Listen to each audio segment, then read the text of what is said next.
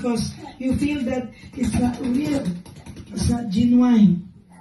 Because, how can I say I love him or her with the love of the Lord? This is the first time I met him or her. I feel it's not real. I feel it's fake. Right? But when you speak it, you speak with faith.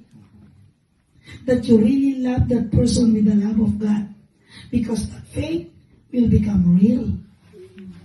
Because faith is substance of things not seen. And according to 1 Corinthians 5:21, it says there, we walk by faith, not by sight.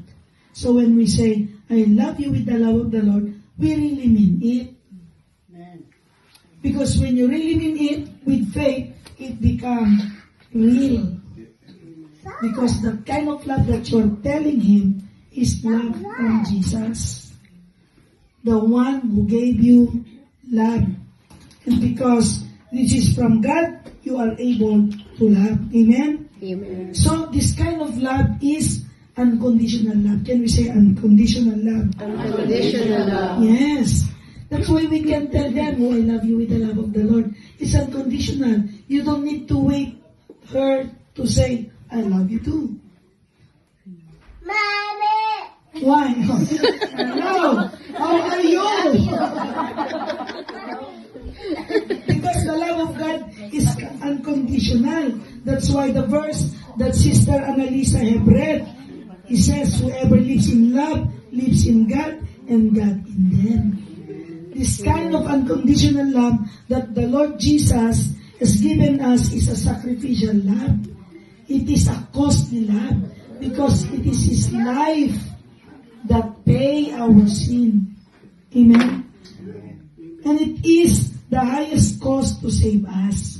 That's why, my friend, my brothers and sisters, we are so privileged for we are the recipient of this unconditional love of God, a sacrificial love, a costly love.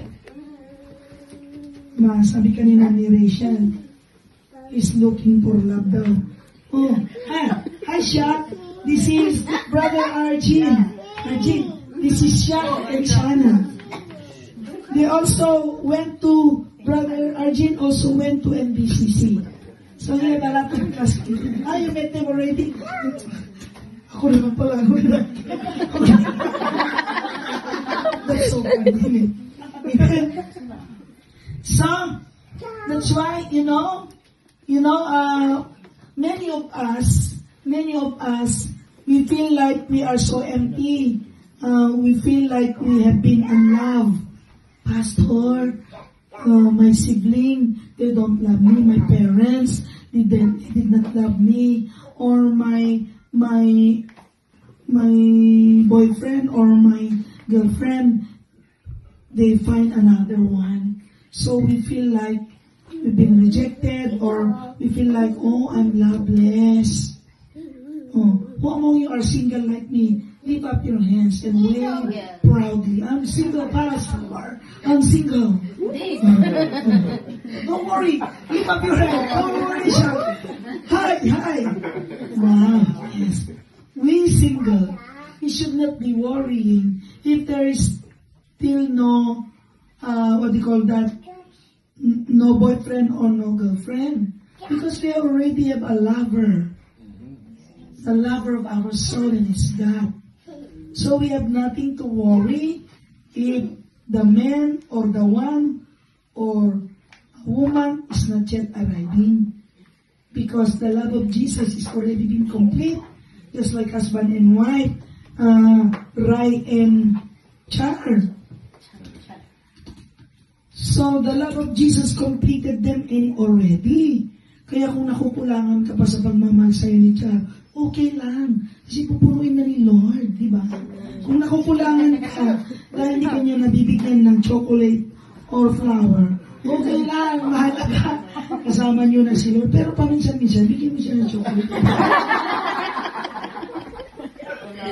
Kasi baka kasi i-quote niya ako. Sabi ni Pastor, wala daw chocolate or flower. Okay lang daw. Baka kasi bigla mo akong i-quote na gano'n. Pero bigyan mo siya, bro. Kasi yun ay mga paraan na you are showing her in action through flower and chocolate. Pero, yung mga wife, huwag naman madalas na humingi kayo ng flower at chocolate. Kailangan pag naghihintay kayo, according to the budget. If the budget is not there, right? So, we are so very privileged to receive this unconditional love of God.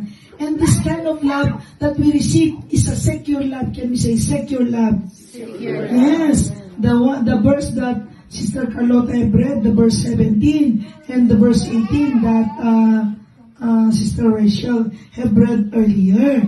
Perfect love. It secure us. The secure love of God, not just